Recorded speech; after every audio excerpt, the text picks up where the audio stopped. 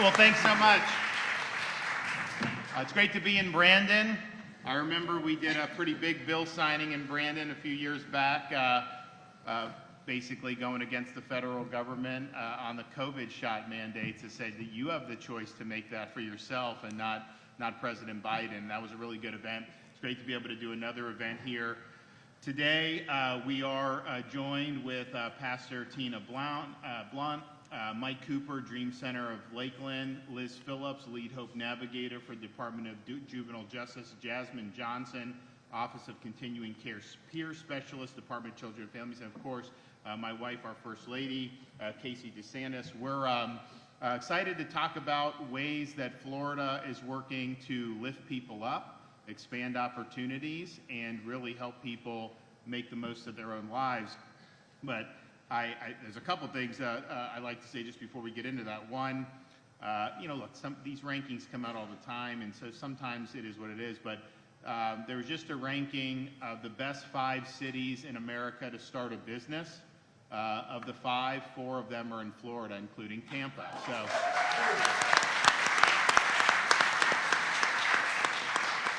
I think it was Orlando, Tampa, Jacksonville, Miami. I think Austin, Texas was 3rd, and then the others were 1, 2, 3, 4, 5. But that just adds to all the other things that we've known. We're ranked number 1 in the economy of all 50 states the last 2 years by both CNBC and U.S. News and World Report. We're ranked number 1 in higher education. Since I've been governor, we have not allowed any tuition increases for our state universities. And so as a Florida resident, you're going to university if that's the path you want to take, and it's about $6,300. A lot of these places are charging $50,000, $60,000, $70,000, $80,000 for tuition private, but even the public universities are charging much more than that traditionally for in-state tuition. So that's something that we're proud of. But we've also are one of the top states. We weren't when I became governor. Now we're becoming one of the top states for workforce education. Not everyone needs to go to a 4-year brick and ivy university. There's a lot of great pathways to success.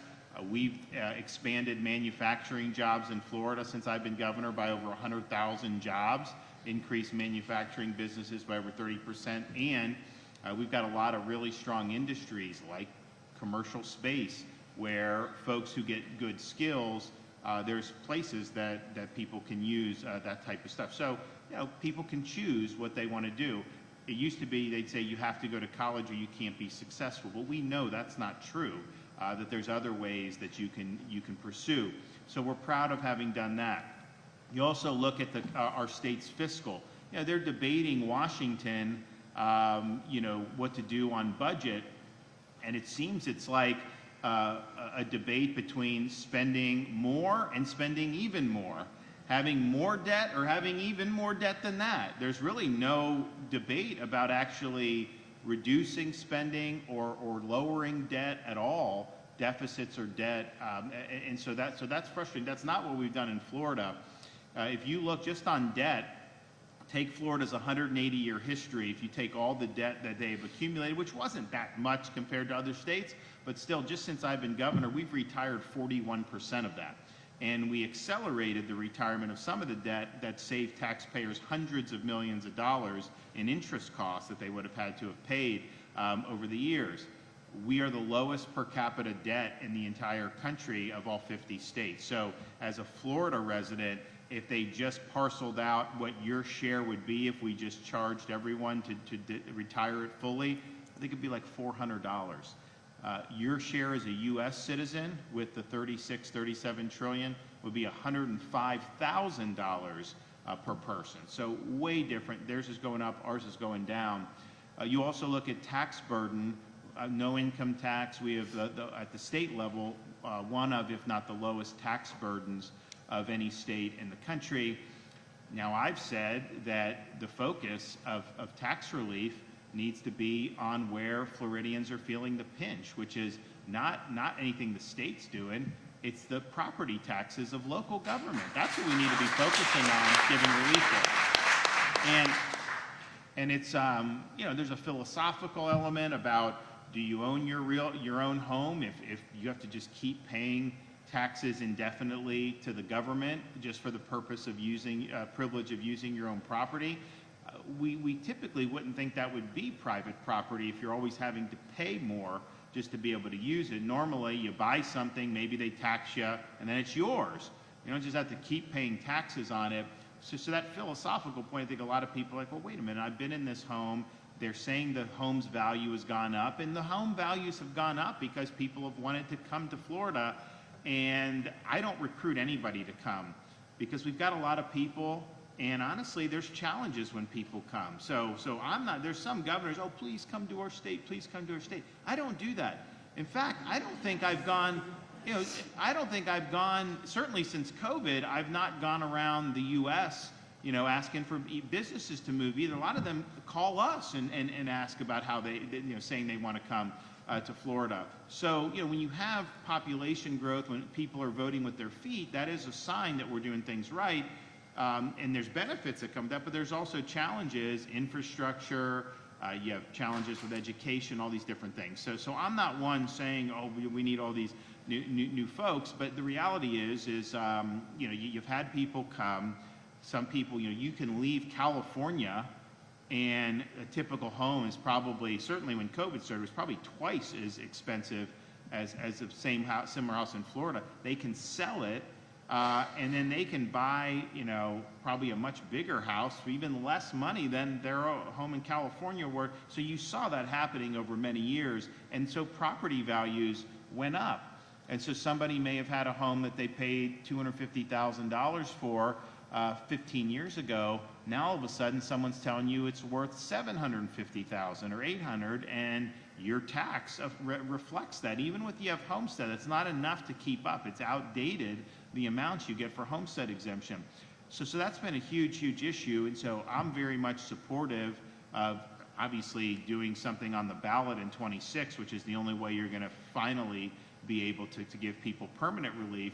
But even in the meantime, providing people with rebates off the taxes that they've already paid. I think it's really important. But certainly from what the state is doing, we're one of, if not the lowest tax state in the United States. I had this debate a year ago or so with the governor of California on Sean Hannity's show. And he was trying to say California had lower taxes than Florida. And I'm just thinking to myself, is there anybody on God's green earth that believes that? Because not only do they have, I think, the highest income tax in the country for a state, they have the highest sales tax in the state. So it's like we in Florida really rely on the sales tax.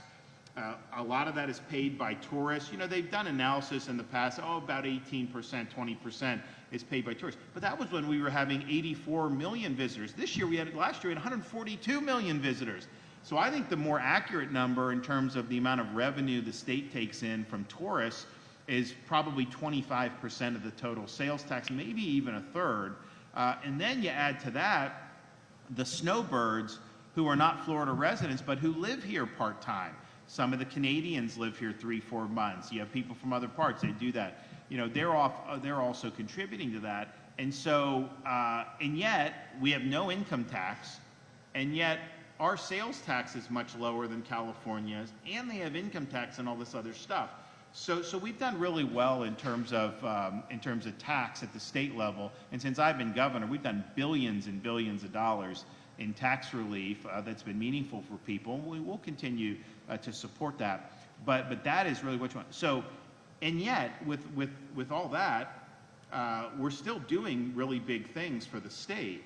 We current year budget after my budget vetoes last June is a year-over-year reduction in spending by over 2%. We're spending less this fiscal year than we did the year before. Not many places are doing that. I mean, let's just be honest with how things are going.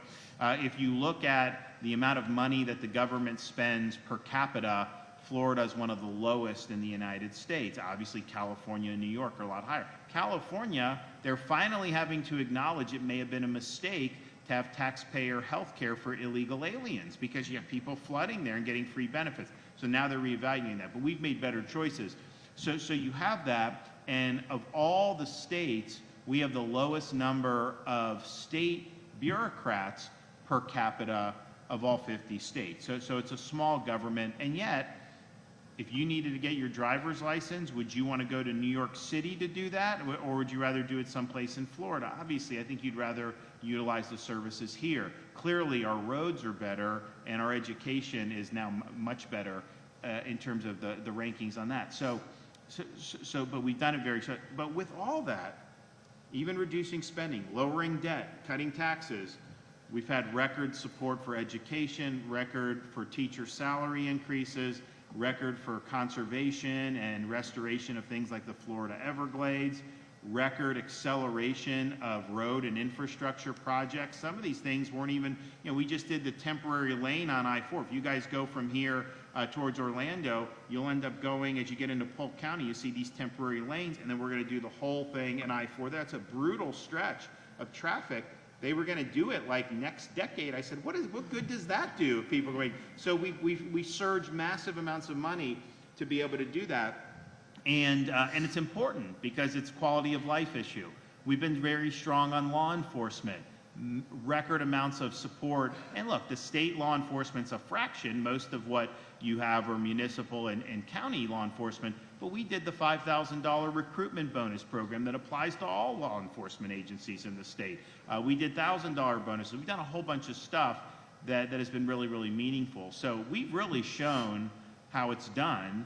And my message is we need to keep doing what we've been doing and build off that success. I think that's why the voters sent us here. I think that's why I got elected in 22 again. I think that's why the members of the legislature got elected. People realized that Florida has a successful model, and people wanted to see that.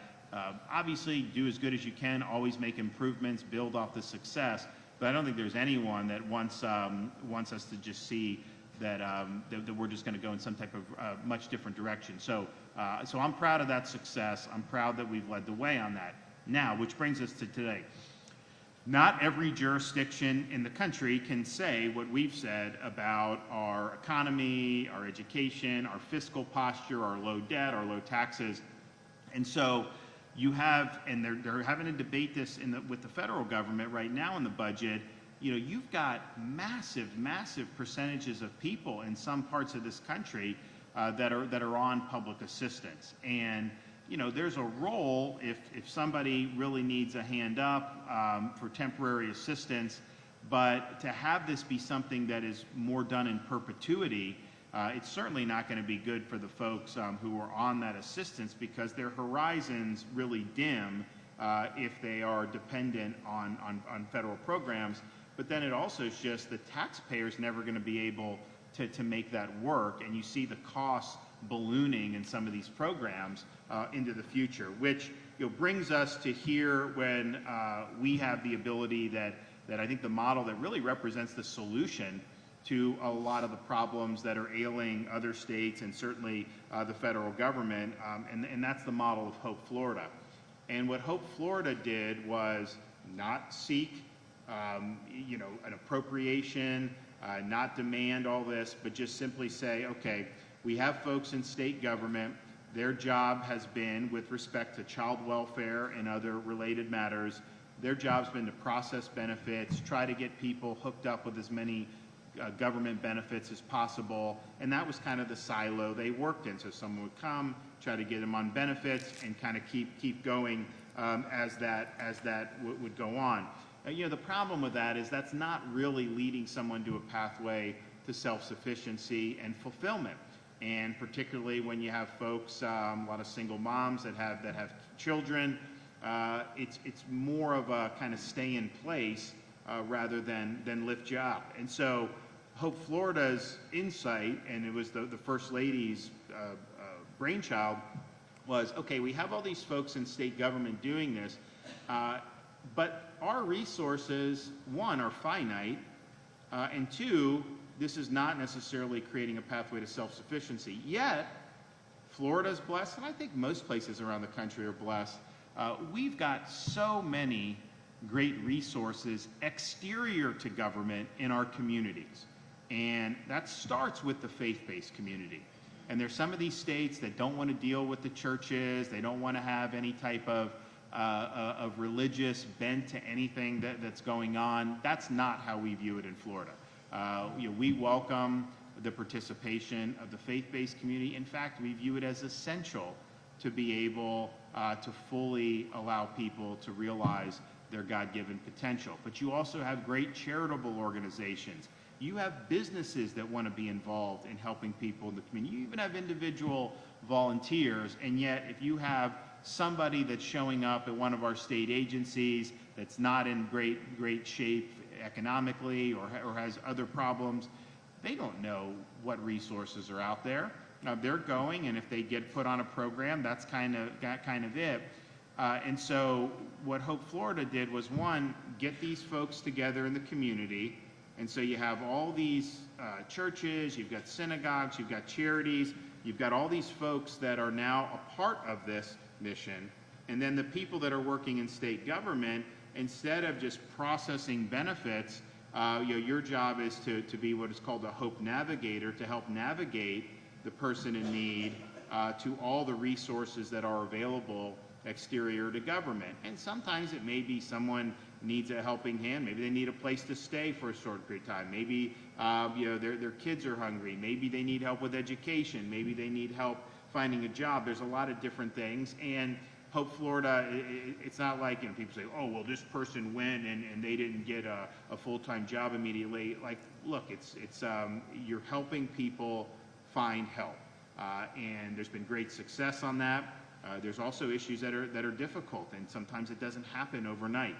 But the reality is you've got a lot of people throughout our state that are ready, willing, and able to help. They want to be part of the solution, and they just needed to basically, it's like kind of put me in, coach, we're ready to go, so how do you do it? And so that's really what Hope Florida has been able to do. So this has been going on now for a couple years, and you've had tens of thousands of Floridians that no longer need some of these mean-tested welfare programs. And if you extrapolate in a very conservative estimate how much money that's saved, it's over $100 million a year that's saved the taxpayer.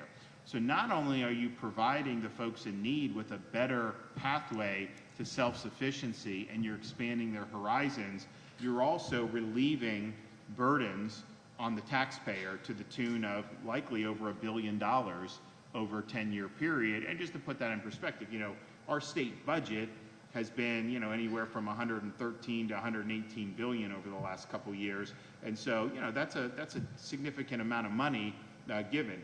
$1 billion over 10 years for the federal government, that they would consider that budget dust, right? They wouldn't even register on their radar. But here that's something that's really, really significant. So you have the churches, and what they have is they use technology called Care Portal.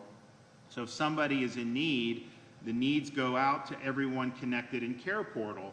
So you will get a notice at the church here that there may be someone in the community that needs help, and then you can go immediately fill that need. And we have churches in particular that are doing that, as well as charities that are doing that all the time.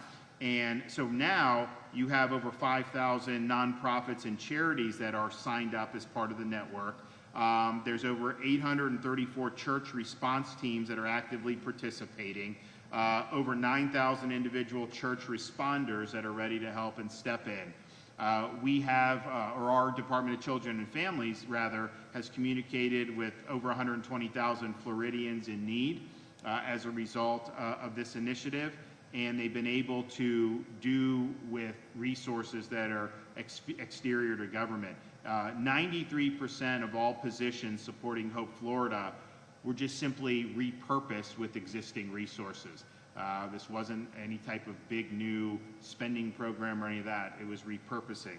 So I'm excited about being able to tell the story, being able to get more people throughout Florida involved, being able to help more people, but also pointing out that this is a model that could help problems throughout this country and even at the federal level, where you have some of these programs that are exploding. When folks are on those indefinitely, they clearly aren't going to end up really, really succeeding. And so let's look at ways to do it. Let's enlist the faith-based community. Let's enlist charities. Let's enlist individuals, businesses, the whole 9 yards, to get the job done. We were able to announce recently expansions of Hope Florida to our 28 state colleges. So each state college is going to have a Hope Florida liaison. And you think about it, our state colleges have a diverse set of students. You've got some people that are graduate from high school in Florida, go to a state college. You also have some people that are maybe in a transition period in their life. We have a lot of single moms that are trying to get more skills so that they can go in and provide for their families. And there are needs that arise with that. So having a liaison there is really, really critical to link that student in need with the resources that are available in the community. Hope Florida also announced the pilot expansion with the Department of Education to help children as well as parents of children in need in our K through 12 school system. If you have early intervention, you have a much better chance of solving these problems, and that's what you're doing. So it started off in Orange County, expanded to Lake County, and the department's now in the process of making sure there's a Hope liaison at all of our school districts who want to participate. We also announced that Hope Florida has expanded to include a liaison at all 67 Florida sheriff's offices across the state. Why is that important? Well, who comes into contact more with people that are having difficulties in their lives than law enforcement? And sometimes they may get called to a situation and see that, but honestly, they may be called to a different situation, maybe some apartment complex, and then they see other things there. So they're in a unique position to be able to offer help to folks who need it. So as these liaisons get activated, they're going to know someone's got substance abuse problems. There's a whole host of groups that are involved in helping advance the Hope Florida mission that focus on substance abuse or focus on helping mothers with young children. There's a whole host of things that can happen. So that's really, really good. Hope's also working with businesses to connect people who are looking for work, and some of that involves helping them get more skills. I mean, there are jobs available, but sometimes you need a certain skill set, and so getting people on that pathway. I know we highlighted someone in my state of the state where we did that, and that's great, and we're happy to do that. So we have Career Source, we have all these other things. So that's really utilizing and leveraging the resources in the community. Another way this model has been successful is on disaster response. So we had as you guys know, we had two major hurricanes last year. We had a third hurricane that didn't rate as a major, but was a Hurricane Debbie. And so there were needs that arise. And again, just like normal society, when we have major disaster events, there's a lot of people that want to be helpful. There's a lot of groups that want to come and be helpful. There's charities that are designed solely to assist in disaster response, ranging from food support, ranging from things that involve helping people repair their home, cleaning debris, all these different things. But people don't necessarily know where to turn. We would, and we still do, we would set up different things where people could go and basically be like a resource center, makeshift. But through Hope Florida, we created the Activate Hope provision of the Department of Emergency Management. And so all these groups, just like if you're in Brandon, you have this church, other churches, others that are helpful. When you have disaster, they're all plugged into the Hope Network and Activate Hope. So if someone goes to the Hope bus after disaster, well, maybe they need food, maybe they need shelter. It will go out, and folks will be referred in a much more efficient fashion. So I was pleased at the first round of that for last hurricane season. I'm hoping that we don't have to test it again this year. It'd be good to get a respite from that after having, we've had, you look through history, there are times, and we had 10 years where we didn't have a hurricane recently, but then now we've had 6 majors in the last 7 years. And that's not unusual how these things kind of come in bunches. So I'm hoping this bunch is done and that we have a nice runway where we don't have it. The other thing that's been helpful, so you have these groups, and Hope Florida is not it's not a taxpayer funded thing where church is involved and they get on with the state and get money from the state. That's just not how it's been envisioned. It's been envisioned to save money for the state. Nevertheless, there are instances where organizations that are doing great work, deserve some support. And so in Florida government, some of the state agencies have what's called a direct support organization.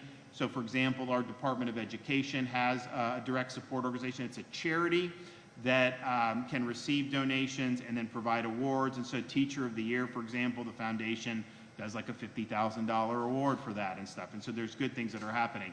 Our Department of Children and Families created, I think about a year and a half ago, a direct support organization to serve the DCF and Hope Florida mission. And so this foundation is a private charity. It can get private money, and then it issues grants to organizations that are fulfilling the Hope Florida mission. And so, there have been millions and millions of dollars that have been awarded through that entity to be able to help nonprofits, some churches, advance the mission of the Department of Children and Families and the Department of the Hope Florida Initiative. So that's leveraging everything at your disposal to try to be able to provide a network that can help people get on the great pathway, to help them find help, and ultimately to instill a sense of hope and purpose in people's lives.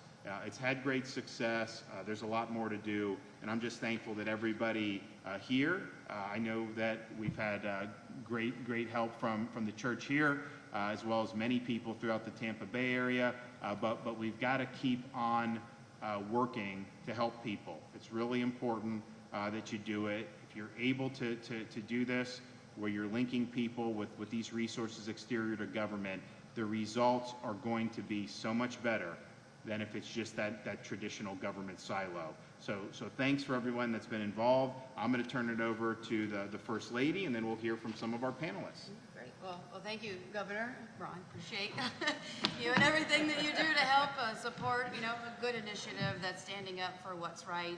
Jake Collins, a great friend. We've sat in our offices and talked for an hour about how great this initiative is and how much it's needed, really, of course, in the state of Florida, but really across the United States of America, particularly when you see some of the conversations going on in Washington. But as the governor really articulated very well, Hope Florida really is what the title says it is. It's providing hope. And it's just as simple as that. The hope to hang on for those who are suffering, to know that finding help is really only one phone call away. And think about that. It's just a central number that you can talk to a human, and then that human can help navigate you through all of the resources, making it very simple for somebody particularly who is suffering, because the last thing they want to do is have to parse through all of the available resources, in which we're blessed to have a lot, to try to figure out which door they go into to be able to get meaningful help. It also really represents one of the only meaningful reforms to the welfare state since the Great Society of the late 1960s, and it does so, as the governor has said, without growing government. It changes the tired orthodoxy that spending more money, just spending and spending, equates outcomes. It provides our elected leaders with a guiding light to see how government, in this instance, is uniquely positioned in a limited way to legitimately help people on a pathway to economic self-sufficiency. And as Ian mentioned, the success, we've seen it already. And we're even seeing more results coming in, but we've been able to transition off more than 30,000 people from government assistance, either partially or entirely. And as he mentioned, already realized about $100 million to the taxpayer in savings. But when you extrapolate that over 10 years, you're saving $1 billion. And that doesn't even really get into the preventative side of that. That's just realized in real time. Why is all of this possible?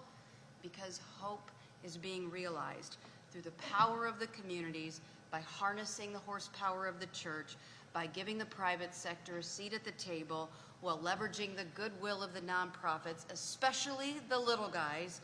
In Florida, we have really proven that solutions are not found in silos, but collaborations fueled by compassion, by faith, and a common vision that's really rooted in hope. The federal government is spending, and we looked, about $2 trillion annually on means-tested welfare. A state-based Hope Florida model would go a really long way to reduce our really voluminous, unsustainable debt and deficit, while at the same time legitimately helping people, which is the ultimate goal. So for me, it's just really disheartening and very sad, but not surprising, to see these slanderous false accusations hurled at Hope Florida in an attempt really to undermine all of the meaningful progress that we've made on behalf of so many families across the state of Florida, and to undermine the tireless hard work of so many people who have answered the call to help. And when you talk to, I should say, Floridians all across the state, they don't care about someone's personal agenda. They don't care about somebody's political calculations, but they do care about trying to find a way to put food on the table, to keep the lights on, to keep their kids in school, to help them get an education, to live up to their God-given potential, to figure out how to get skills, to find a meaningful job, one they can be proud of, so that they can prove to themselves and their children that the American dream is alive and well, and that hope will never die. So we are not going to waver on our commitment at all. We are not going to be dissuaded by the critics who have been captivated by willful ignorance, and we will not allow any petty politics to drown out the voices of families who have told us over and over for the first time they actually feel a sense of hope. Hope Florida is not a program. Hope Florida is a movement. It's about empowering the struggling to reclaim their purpose, to restore their dignity, and to realize their full potential.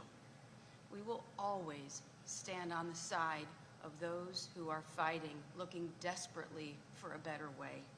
We will continue to defend the right of every individual to pursue a better life, to rise above their current circumstance, not because it's politically advantageous, but because it is the morally right thing to do.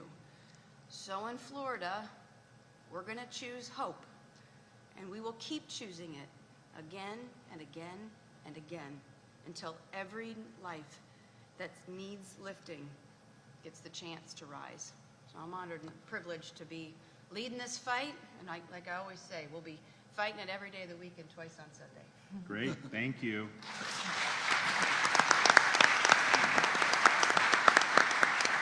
Okay, Tina, go ahead. Well, welcome everyone. Governor, First Lady, we are so honored here at Arise Church to be able to host you for this event. Hope, I love the word First Lady, and I love your partnership with the faith community and recognizing that we have the ability to be the hands and feet. That's why the church exists. We exist to be the hands and feet of Jesus. And this program allows us to reach deeper into the community than we would naturally. Many churches, and I'm not suggesting this is wrong, open their doors and say, come. And that's beautiful. We want you to come. At the exact same time, not everyone's going to walk in the door, and especially those who are struggling and vulnerable. And Hope Florida, through the vehicle of Care Portal, gives us that ability to step into the community and meet practical needs. I think of Jesus. He didn't tell people, oh, you're hungry. Great. Let me tell you about, no, he fed them. And then when their bellies were full, he was able to encourage them in different ways. And so Arise was introduced to Hope Florida and Care Portal through Daisy Stolte. She's sitting somewhere here in the room, a church ambassador with Care Portal. She introduced Care Portal to us, the Hope Florida program. We've been serving for the last year, just celebrated our 1-year anniversary under the leadership of Lisa Miller, our Director of Pastoral Care. And we've been able to serve 43 families in the last year. It's been amazing. And here's the thing, the families that come to us are often families that are either fostering in the middle of the night, they have to take in a child or their grandchildren. It's a vulnerable family who is at risk from losing their children until they reach a place of sustainability. And so we get to step in, and sometimes it's as simple as formula and diapers. And other times, it's getting children up off the floor and building beds and buying beds and putting beds together. But the relationship doesn't end there. This is the beauty of the partnership of Hope Florida through Care Portal, is that we get to build a relationship with these individuals. We just had one of our team members actually on Easter out playing ball in the front yard with a family that they served 3 months ago. Why? Because they built a relationship with them. And so when they need community, and let's face it, who doesn't need community? We get to step in and be that community. So thank you for the program. Thank you for your partnership. Thank you for letting us come alongside of you. Great, thanks so much. Okay, Liz? Hey there, good morning. Thank you for that. My name is Liz Phillips, and I have proudly been employed with the Department of Juvenile Justice since 2007. But before I begin, I do want to sincerely thank the First Lady. You are a walking inspiration to all of us doing this work every day, and we thank you so much. And of course, the Governor, for your vision and your unwavering support of Hope Florida. You know, when you've served in state government for a bit, you see programs go, you see systems shift, and the truth is that people needing help is nothing new, right? Like, that's not a new thing. Families have always struggled. Parents always have and always will worry about their children, right? Like, these are just the norms that are constant. What is different now, and what makes Hope Florida so pivotal, is that it's how we show up, right? It's how we are showing up to these situations that are not new to us. This is one of those moments that we talk about in government where policy meets purpose and something really strong takes root. Being a part of Hope Florida, for me, isn't an assignment, it isn't a job. It is truly an honor for me to be a part of what I do every single day. It is life-changing work, and I am so very proud to stand alongside the other Hope navigators like Jasmine around the state. They show up every single day with heart and grit, and they're ready to serve our families. And the First Lady touched on this, but Hope Florida has truly set in motion a shift from silo service delivery to genuine collaboration amongst agencies. And I don't know, when I say that, it's mind-blowing, because as a state employee who's been here for so many years, this is something that we don't see, and we're actually seeing it every single day. When a family comes in and they've exceeded my expertise, you know, I don't know how further to help them when they're coming in with some disabilities, or if they're a veteran. I don't know that lingo and that language well. So historically, I would worry, you know, where am I sending them off to? I don't know where they're going. But now I can pick up the phone, I can call a Hope navigator at that agency who does have they are the subject matter experts, and I don't hand them off. It is truly a team approach. We work together, and that family the entire time knows they're supported, they are surrounded with cheerleaders, and we still understand their needs. So that entire time they know what they've got surrounding them, and that never, ever, ever wavers. At DJJ, you know, mentoring has been a long-standing thing. It's something that anybody who says mentoring is wrong, nobody would ever say that, because mentoring holds so many positive things for youth and families alike. But what's really exciting about Hope Florida is that we've taken the youth mentoring kind of to another level, in the sense that it's not just about that child, right? We recognize that there is a family sitting there that needs that wraparound support, that needs that, they need a mentor too. And so we're tapping into those resources to say, hey, who can we find to provide that encouragement, that guidance? It's about wrapping around that whole family and offering relationships that provide that stability, that accountability, and hope. We say that word so much, but it's so true. You know, I can't imagine in my life being so desolate or without that I don't have at least a glimmer of hope. But we're finding people who are hopeless, and we are going to fix this. Hope Florida is helping to build these bridges, linking youth and families to role models who can just not tell them what they're doing wrong, right? But to show them, hey, you're not alone, and let's walk together as we get there. Not every impact that we do is going to show up neatly in a report or a referral source. It's just the truth. Some of the most meaningful work we do happens in those moments that can't be measured. Like having a parent trust us when they're feeling the most overwhelmed they've ever felt. The belief of someone who is, that belief that grows in your belly that says, you know what, I can do this. I can take a new path even though I'm scared to death. As I was driving in this morning, I was talking with a dear friend who oversees Hope Florida at APD. And she was telling me about one of her navigators who lives in Tampa. And this navigator was working with an individual on, you know, on those boxes that we can check. Did we help find some housing stability? Yes. But if I said that to you, you would say, wow, that's great. But this man who doesn't trust, and it's taken him a long time, his truck broke down and he was stranded. He picked up the phone and he called his navigator. It was in the middle of the night. The navigator took the call. Her husband and her got in their car, drove to where Paul was, and helped him. They helped him with his truck and they sat with him. Do you understand what that took for him to reach out, and the first person he thought to call was his Hope navigator?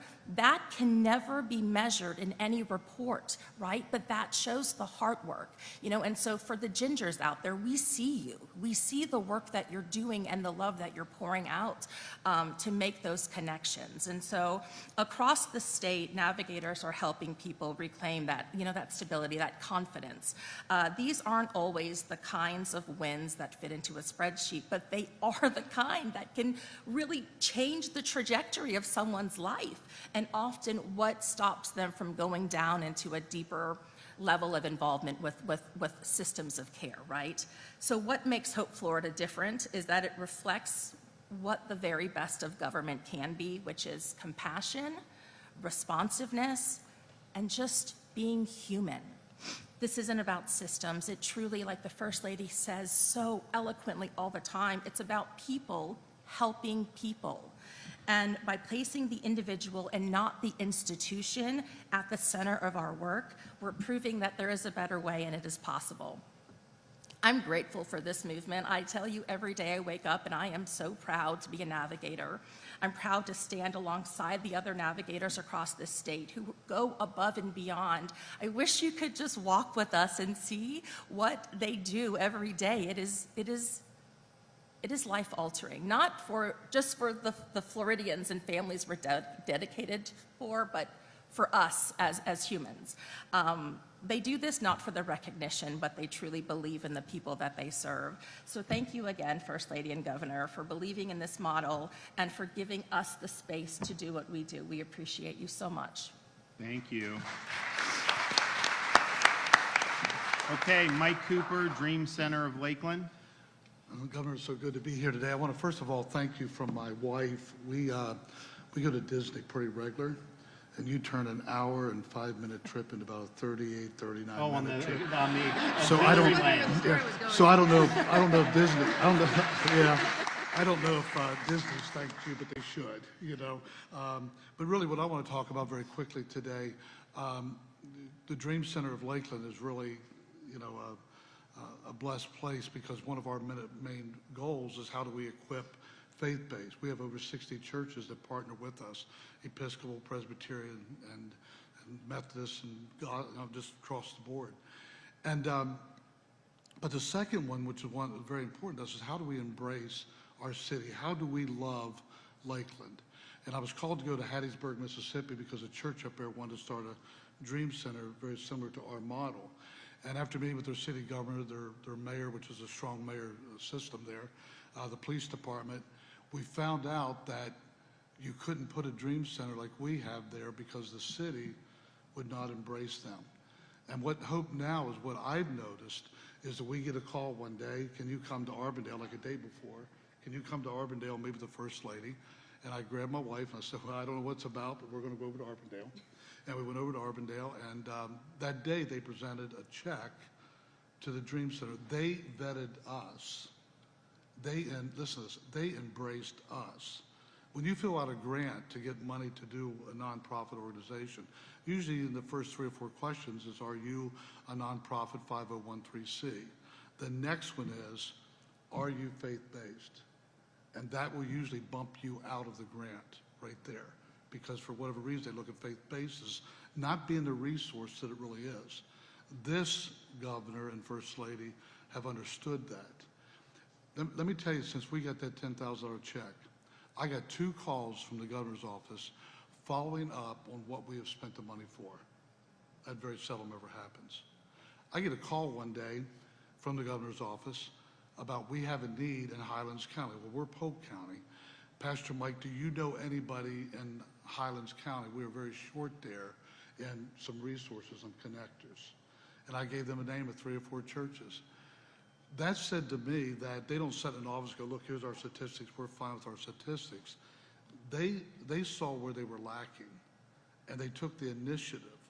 Now, I want you to hear that. They took the initiative. And as a nonprofit, we feel embraced by our government. And that's very key to where we are.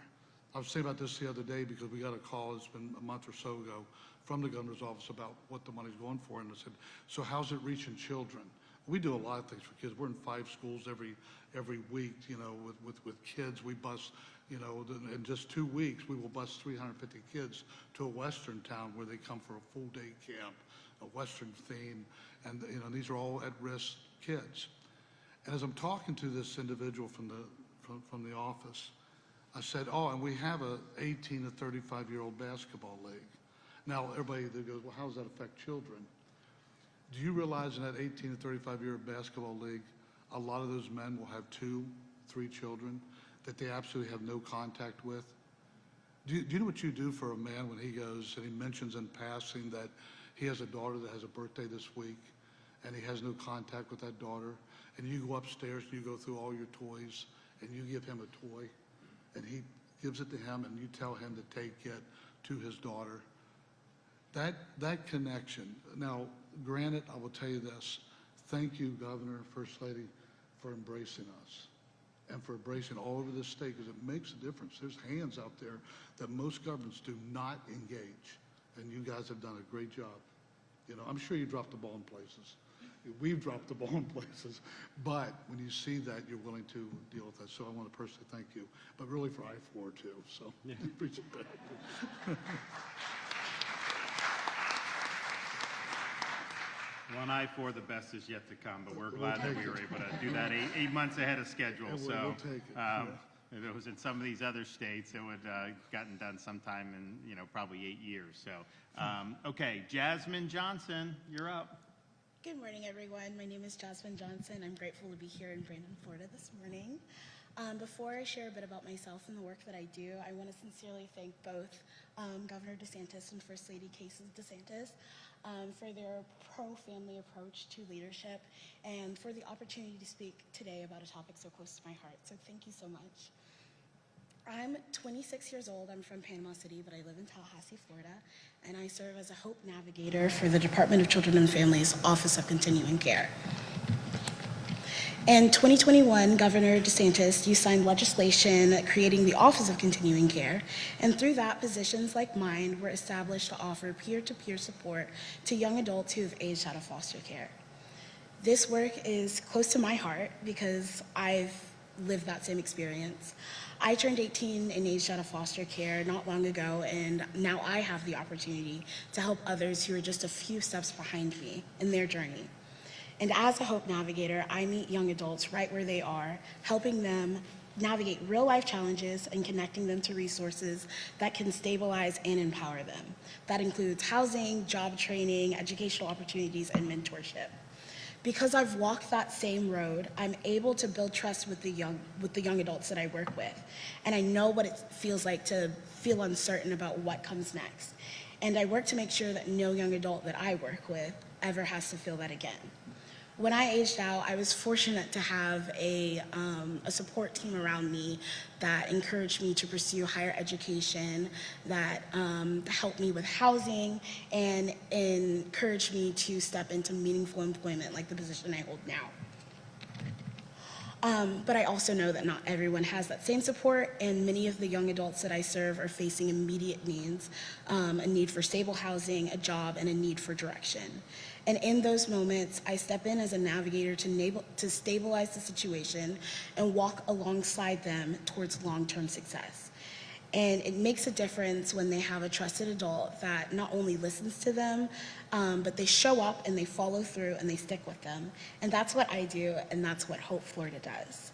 And to give you a little example about some of the cases that I have, there was a young adult that I had as a case who reached out because even before they had aged out, he was homeless. He was living in a car, was working a job, and not really having that support he needed to find the resources that he needed and that he was eligible for to be more stable. And so I was able to get him connected to his CBC, where he was eligible for all of the services, and he got housing. He was able to obtain a tuition waiver, and he's doing well in college now. So when I help these young adults, I stand in the slips of the cracks to help them from slipping further and bring them back up to where they need to be. So Hope Florida isn't just a program, it's a lifeline for people I serve, and giving them hope, help, and trust that things will work out for them even at a critical time in their life. Hope Florida is a game changer for these youth, and I see the difference that it makes every day. And honestly, had I had something like this, I know it's 2021, I was at the cusp of being eligible for Hope Florida OCC services, but now that I work for them, I'm able to connect those young adults to those services. But if I had that, it would be a great safeguard for me, and I'm glad that it's a safeguard for the young adults after me. So thank you, First Lady, for your vision and ensuring navigators like me can be there for Florida's youth when they need it the most. Thank you. Thanks so much.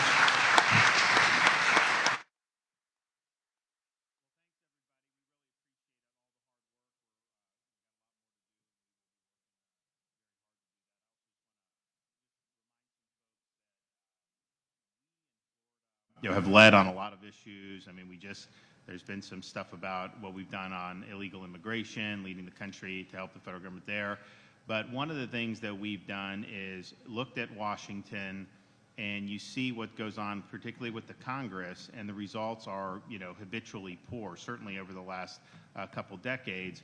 And so it's my judgment that you're not going to get radically different results just by electing a few more good people, that the incentive structure there is so skewed that it's just not going to produce the type of results that I think we all want to see. And so two of the things that the legislature in Florida has certified for constitutional reforms, constitutional amendments, are a balanced budget requirement for the federal government and term limits for members of Congress. And so I've been active. I was just meeting with the Ohio legislature yesterday. They're on the cusp of doing the term limits. They have done the balanced budget amendment. We've also I've met with people from Montana, Idaho, you name it, about balanced budget. And so we have the ability as states to propose these amendments, just like Congress can propose amendments. Either way, 3/4 of the states have to ratify any amendment. So the ratification is the same regardless. But I think our founding fathers knew you had to empower the states to offer changes, because when the changes affect what's going on in the nation's capital, those Congress folks may not want to do the things that need to be done. So I know that they've tried to do a balanced budget amendment through Congress in the past. Came up one vote short in the late 90s. Just imagine if that had passed 25, 26 years ago, our country's trajectory would be totally different, perhaps. They definitely want nothing to do with term limits, I know that. But it's also something that most people want to see. So you're now, I think, 27, 28, 29 states have done the balanced budget. You need 34 to allow the states to write one and propose one for ratification. And then the term limits has just started within the last really few years in earnest. And this has been something I've been involved with in a long time.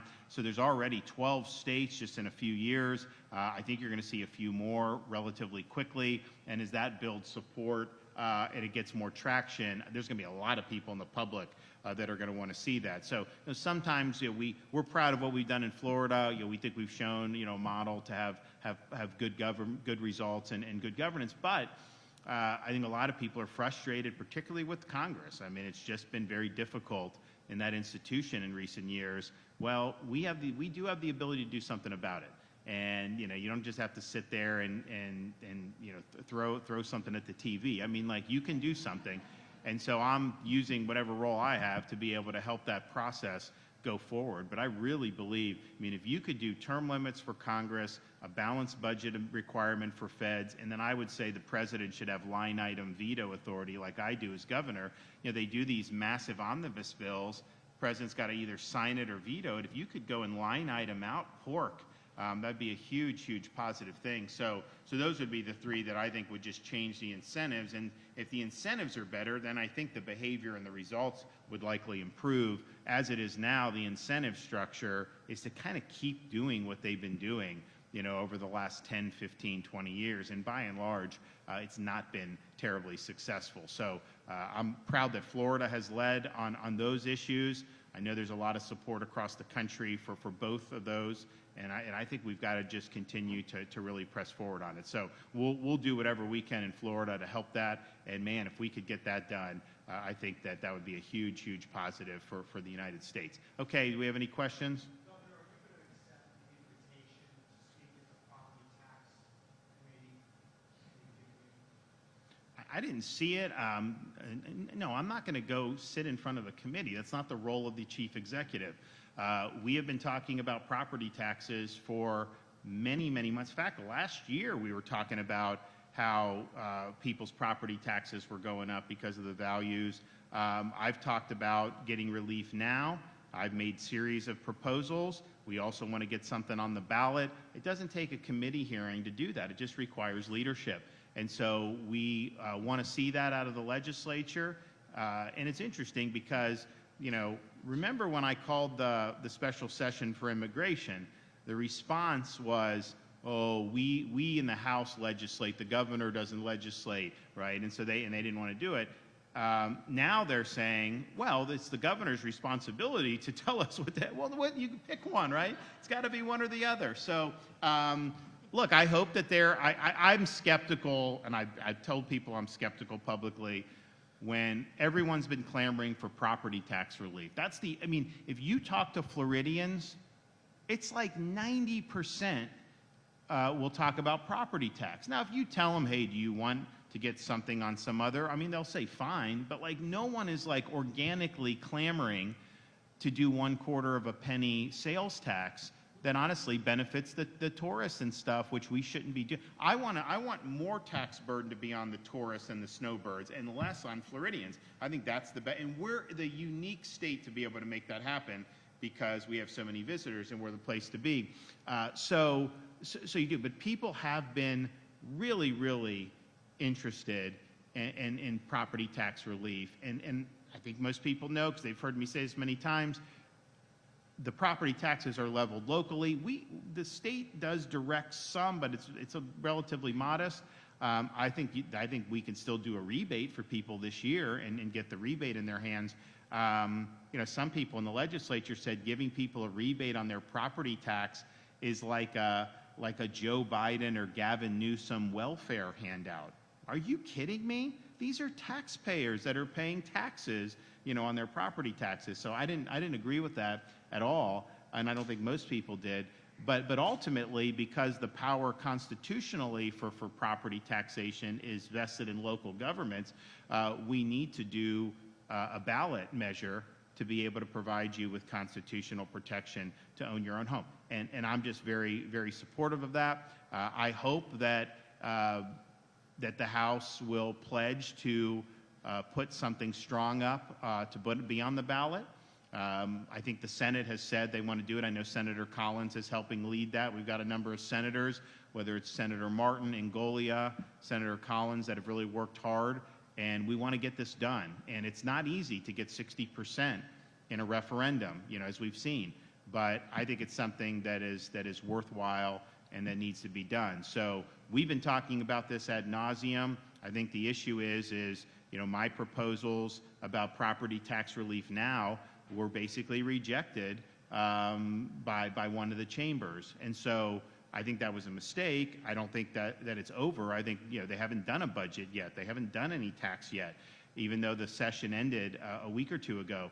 So I think you may be able to still land the plane, but you ask people, what do they want relief on? They want relief on property taxes. We have the unique situation in Florida to do something really, really bold, given that we have 142 million visitors a year and all these snowbirds, that we can do it in a way that'll be meaningful for Floridians, but also, you know, is not going to be, you know, I don't think insurmountable to be able to continue to do the basic services that everybody wants. So that's the goal. Well, you met the First Lady. We know you're considering running for governor. There was reports dating like ago that maybe that's not going to happen. Can you set us straight on what you're thinking right now? Yeah, sure, for sure. Well, I think first of all, the focus should be on actually passing a budget, right? I think that that's really important. That's what I think a lot of people signed up to do by a certain time. I would say I understand why, when I travel around the state and I meet with a lot of people, why they're very concerned when this guy, the GOAT, is no longer in office. I get it. I mean, I tell you what, he laid it out at the top. I mean, just going over our economic numbers, paying down 41% of our outstanding debt. We have the largest net in migration. We have more new business formation than any other state in the United States of America. I mean, people are moving here because they love Florida. And they love this guy. They love what he's done for parents and standing up for parental rights in education, for making education #1 across the state, whether it's K through 12 or whether it's higher education. They appreciate what this guy has done when it comes to our environment. I mean, paying billions of dollars to invest in water quality, to restore our Everglades, to leave the state of Florida better to God than we found it. And so you also look at public safety, 50-year crime low. People know when they move to the state of Florida, and again, he's not inviting people to move to the state of Florida, but they are coming, that they know that their families are going to be safe, and that they're going to be protected, and he's going to do everything he can to back the blue and to make sure that we're, you know, giving bonuses to people who are putting their lives on the line. So I get why this is a big conversation, but I will also say it's more than a year away from qualifying. I mean, I think we need to be thinking about what the people put people into office to do, to try to make sure that they're delivering on the promises that they told the people they were going to do when they first got elected.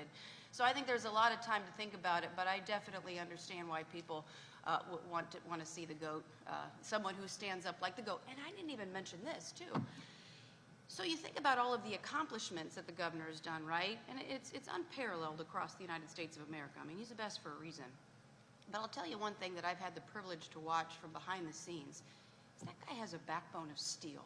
You can say all of these things, right? You can go out and you can have your talking points, but if you do not have the courage of your convictions to stand up and fight for them like he did during COVID, I mean, the entire world descended upon this guy. And I watched from behind the scenes. He was like a steely-eyed missile man every day of the week fighting for you, to keep the state open, to get our kids in school, to make sure that you weren't smothered by a mask or had a mandate to take a COVID mRNA jab contingent upon you keeping your job.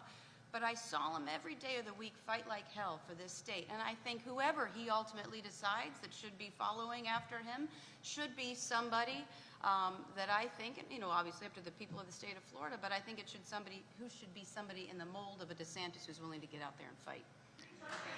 And also,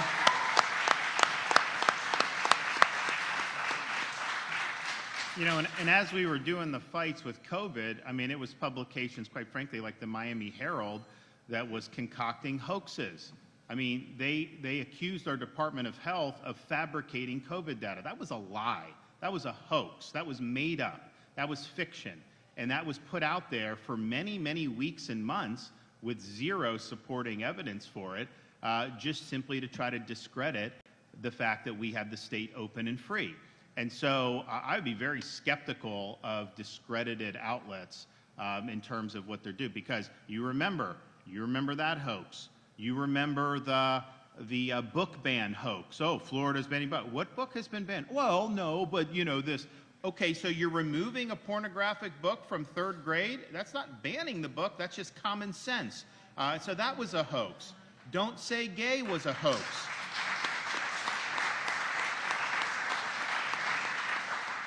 You know, when you were talking about Disney, I thought he was going to say thanks for standing up against the insanity a few years ago. But I mean, it was a hoax, right? It was a total fabrication. And so these are things that they just kind of run with some of the legacy outlets. But it's like, man, it's just constant, and that's just what they do. So I just think it's important to remember all that, because people look back and say, thank God our kids were in school during COVID. Thank God our businesses were open. Thank God all this happened. But you know, the people that were fighting tooth and nail against that were all these organs of the left, some of these legacy media publications, obviously the teacher unions suing me to try to force the closure of schools. We shouldn't forget that. You should never forget who was on your side and who was fighting for the bad guys. And they were fighting for the bad guys. That's just a fact.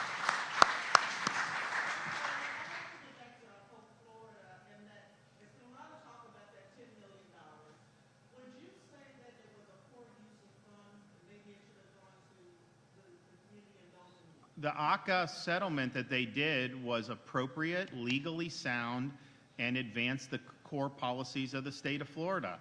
They did a good job negotiating it. They did a good job across the board. And the reality is, no one would say anything about this if it wasn't for some people have an agenda. Some people want to try to obliquely hit the First Lady. Even though she wasn't involved in the ACA thing, they want to try to do that. They want to try to cast aspersions. They want to discredit a successful program. Maybe it conflicts with their vision. Maybe it's something that they view as inconvenient because it's a success. So, you know, that was political. I think that the agency handled it well, and clearly, you know, what they did was appropriate and legally sound, and that's been demonstrated, I think, very clearly. But do you think that the money should have gone to those in need? It did, though. It did. I mean, anything that has gone goes to fulfill the Hope Florida mission. That's just the reality. Now, that's done separately from the state. It's done through a board of directors. There's applications, but all the things that have been done, and I think the foundation has a 99% grant rate. 1% is overhead. You know, when you talk about these things, it's usually people are somehow making money. Like, no one's made a penny off this thing.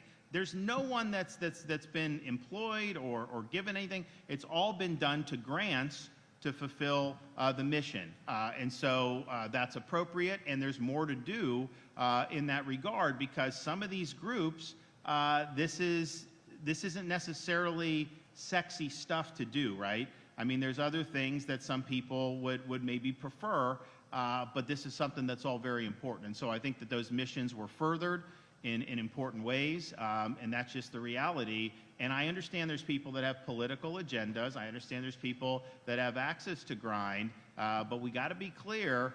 You know, you had some of these publications saying that ACA took money out of a Medicaid fund and did it. No, it was a private settlement. It was a settlement dollar, private settlement. So all this stuff that gets put out there, so much of it is intentionally fraudulent and contrived, and I think this is a good example of that. This has been a great initiative. It's changed people's lives for the better, and the state needs to continue on this pathway. This is the way that you break down barriers and you lift people up. Hey, Governor, is that a response to State Rep. Karen Gonzalez-Pittman, who had some concerns when it comes to the foundation and the way it manages? Karen Gonzalez-Pittman took propaganda that was done by far-left Democrats. She rebranded it and was passing it out. That is a fraud. That is a hoax. And when she's doing this stuff, she is basically adopting left-wing conspiracy theories. Just to try to damage Hope Florida, to try to hit me obliquely, to try to hit our Attorney General, to try to hit the First Lady. You know, I think Karen Gonzalez-Pittman has done a poor job as the representative from South Tampa. You know, Jackie Toledo got a lot done when she was in there, and I know there are many other people who were interested in running for that and who did run for it and came very close, and I know there's others that are going to be looking to do it before, but I think what she was doing was highly irresponsible, and I think it's unfortunate, but you know, ultimately people reveal their true colors, right? I mean, when you have this and you look at it and you see that's not what you campaigned on, but if you're going to do that. So I know there's a lot of people that have been very disappointed in her for her conduct, and they should be.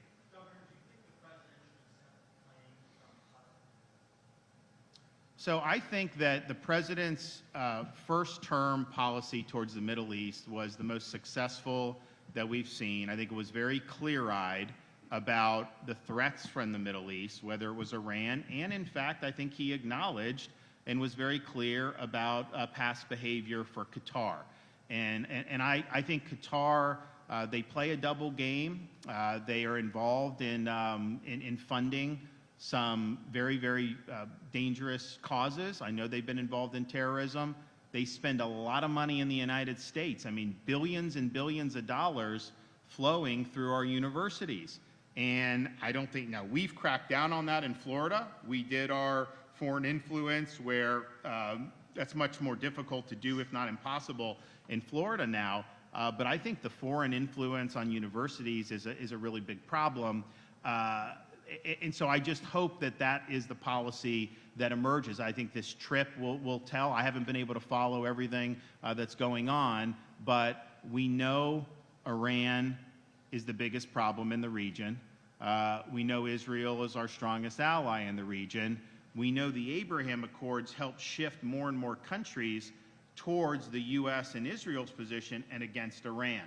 And I think that that's what you need to build off of. I would not advise doing any type of quote, deal with Iran that allows them to get a nuclear weapon. I think Barack Obama tried that, it failed. I think that Joe Biden tried it, it failed.